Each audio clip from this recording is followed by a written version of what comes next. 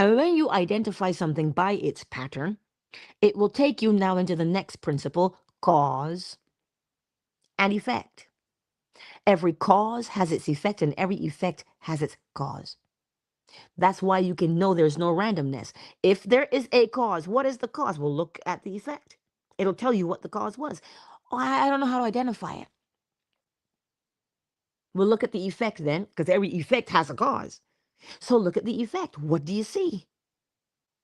It'll show you the cause. So there's never a time where there is just this void of emptiness, because there cannot be a void of emptiness. How can you be so sure?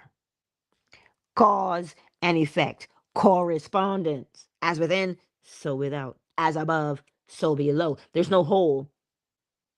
Every cause has its effect, and every effect its cause. So there's never a, what's going to happen? There's never a void. There cannot be a void, because things are always moving, and it moves in a pendulum-like fashion. It swings.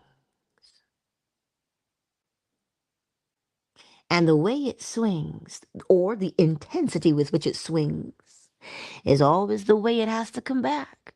So you will always know. So that you can do what? We have a fancy word called predict or prophesy. All one need do is to observe, and you'll begin to recognize the pattern.